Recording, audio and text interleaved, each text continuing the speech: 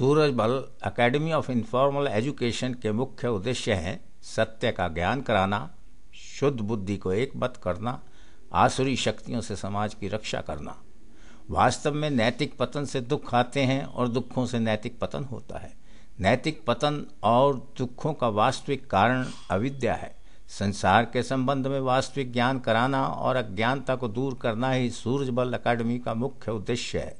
अज्ञानता के कारण इस प्रकार कहे जा सकते हैं: स्वार्थवश अथवा अनजाने में अज्ञान को फैलाना, दिशाहीनता अर्थात दिशा निर्धारित कर संकल्प पूर्वक कार्य करने में अरुचि तथा तामसिक वृत्तियों का बोलबाला, सत्य से अवगत कराने वाली संस्थाओं का लुप्त होना, इन सब कारणों से अज्ञान बढ़ता है। इन कारणों को दूर करना ही इस एकेडमी का उद्देश्य है। Please wait.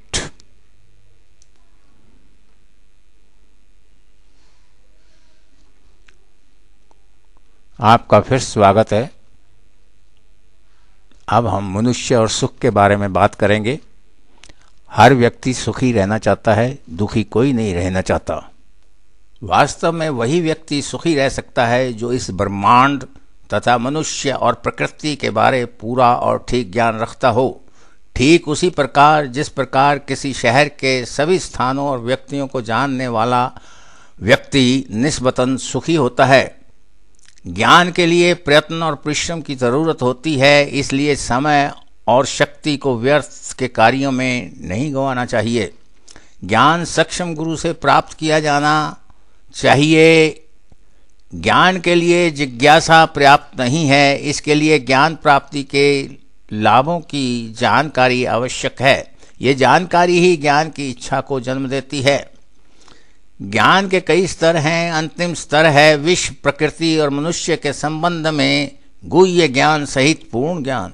यह ज्ञान विश्व की तरह बड़ा विस्तृत है, याद रखना कठिन है, प्रयोग में लाना और भी कठिन है। लाभ की प्राप्ति भाग्य से होती है, भाग्य समझ के स्तर से बनता है। याद रखने के तरीके और नियम हैं। ज्ञान आहिस्ता आहिस्ता बढ़ता है, वृक्ष की तरह। ब्रह्म ज्ञान इस लोक और परलोक दोनों को सुखी बनाता है। मनुष्य की समझ की सीमाओं को भी समझना अति आवश्यक है। प्रत्येक मनुष्य बात को अपनी बुद्धि की क्षमता के अनुसार समझता है। वही भाषा समझ में आती है जिसका मनुष्य को ज्ञान होता है, अर्थात जो उसने सीखी होती है। मनुष्य को बात भी उतनी ही समझ में आती है जितनी उसकी क्षमता होती है।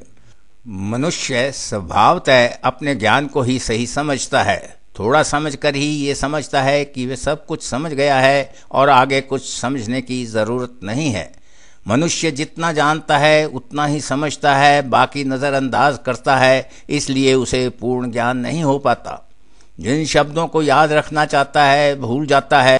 कुछ घटनाओं को और कुछ बातों को भूलना उसके लिए कठिन होता है। मनुष्य को ये समझने का प्रयत्न करना चाहिए कि शास्त्र क्या कहना चाहता है, ये नहीं कि क्या अर्थ उसके हक में है अथवा उसे अक्लमंद या मौलिक कहलाने में सहायक होगा। शब्दों के द्वारा यथार्थ या सत्य का ज्ञान नहीं हो सकता। शब्द तो सत्य की ओर केवल संकेत मात्र करते हैं।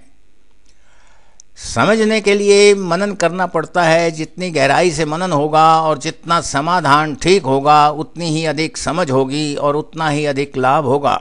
सुख, शांति, विजय, विभूति की प्राप्ति ही लाभ है, यही आनंद है। मनुष्य की श्रेष्ठ स्थिति होनी चाहिए, श्रेष्ठ सोच होनी चाहिए, अर्थात उसका कर्म श्रेष्ठ होना चाहिए। श्रेष्ठता का पूर्ण क्रम मनुष्य को पता होना चाहिए, तभी किसी प्रकार के लाभ की आशा की जा सकती है। ये ब्रह्मांड एक है और सभी के लिए समान है। यहाँ सब कुछ एक नियत ढंग से और निश्चित अनुशासन और नियम के अनुसार ही घटता है।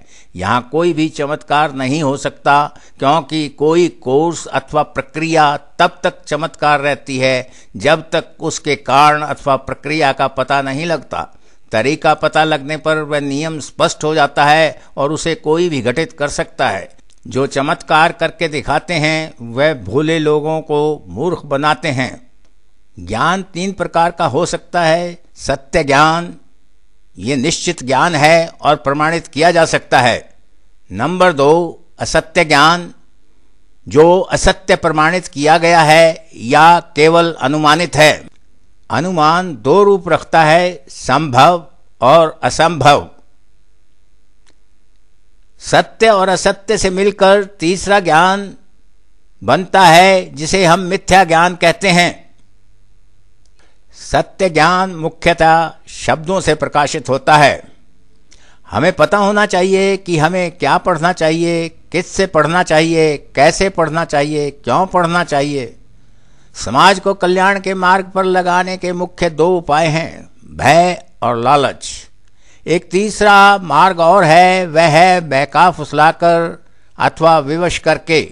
इन तीनों के बहुत से रूप हो सकते हैं। कल्याण के रास्ते पर आगे बढ़ने के बाद इनकी आवश्यकता नहीं रहती। समाज के कल्याण में व्यक्ति की सोच और समझ का बहुत बड़ा योगदान रहता है। विश्व में ऐश्वर्य के नियम एक जैसे हैं। सबका प्रेम करना, क्रोधित होना, शोक करना, हंसना, रोना, सोना, जागना मूलतः एक जैसा है। क्रियाएं और चेष्टाएं एक जैसी हैं। इन सभी को नियंत्रित करने वाली शक्ति भी एक जैसी होगी, उसे जानना चाहिए। जो इन बातों को सही सही जान लेता है सुखी रहता है, जो नहीं जानता भटकाव में रहता है। जानने वाले शांति को प्राप्त करते हैं और न जानने वाले अशांत रहते हैं। अशांति के फलस्वरूप व्यक्ति विविध प्रकार की व्याधियों, रोगों और आपत्तियों से घिर जाता है। इसी प्रकार यदि समाज में इस एक विश्व के संबंध में ज्ञान एक सा नहीं है तो वह समाज भी सुखी नहीं रह सकता। इन बातों से ये स्पष्ट है कि विश्व के विभिन्न मत यदि इस यथार्थ को प्रकाशित नहीं करते तो विश्व में शांति नहीं रह सकती। संसार के रहस्यों को जानने के लिए एक भाषा की आवश्यकता होती है। भाषा ऐसी होनी चाहिए जो संसार के यथार्थ को प्रकट कर सके, सत्य और असत्य का ज्ञान करा सके। संसार का ज्ञान ही सत्य और असत्य का ज्ञान है और यही भगवान का ज्ञान है। इन सभी बातों से ये निष्कर्ष निकलता है कि संसार में हर प्राणी सुख चाहता है, अपनी संतानों को भी सुखी देखना चाहता है। इस उद्देश्य की प्राप्ति के लिए हर व्यक्ति दिन रात काम करता है, परंतु फिर भी परम सुख को प्राप्त नहीं कर पाता। सुख प्राप्ति के लिए सबसे पहले दुख निवृत्ति आवश्यक है। दुख दूर करने के तीन उपाय हैं। पूर्ण अथवा सही दुख निवृत्ति ज्ञान प्राप्ति द्वारा ही संभव है। इस उद्देश्य में सफल न होने का कारण अविद्या है, अज्ञान है, अर्थात सच्चे और वास्तविक ज्ञान का न होना है। ज्ञान से दुख निवृत्ति स्वाभाविक रूप से अपने आप और अवश्य होती है। सच्चे और वास्तविक ज्ञान की प्राप्ति ही अपने आप को और अपनी संतानों को सुखी बनाने का एकमात्र उपाय है। सच्चा और वास्तविक ज्ञान स्वभावतः माता पिता तथा गुरु से प्राप्त होता है और ये तभी हो सकता है जब माता पिता और गुरु को इस प्रकार का ज्ञान हो। इसलिए ये आवश्यक है कि हर माता पिता ऐसा ज्ञान प्रयत्न पूर्वक स्वयं प्राप्त करें और अपने बच्चों को प्राप्त कराएं। शिक्षक के लिए तो ये ज्ञान बहुत आवश्यक है। गुरु 3 माने जाते हैं, कुछ लोग 4 बताते हैं। याद रहे कि इसके लिए समय, श्रम और धन तीनों चाहिए। ये तीनों विद्यार्थी के पास स्वाभाविक रूप से उपलब्ध होते हैं। केवल संकल्प, प्रयत्न और बलिदान की आवश्यकता होती है। माता पिता को अपने बच्चों को ऐसा ज्ञान प्राप्त कराने के लिए चाहिए कि वे अपने बच्चों को ऐसी संस्थाओं में भेजें जहां ऐसा ज्ञान प्रदान करने की सुविधा हो, और यदि न हो तो संस्था पर ऐसी सुविधा प्रदान करने के लिए दबाव अवश्य डालना चाहिए। अब प्रश्न ये उठता है कि ये ज्ञान कहाँ से और कैसे प्राप्त हो सकता है।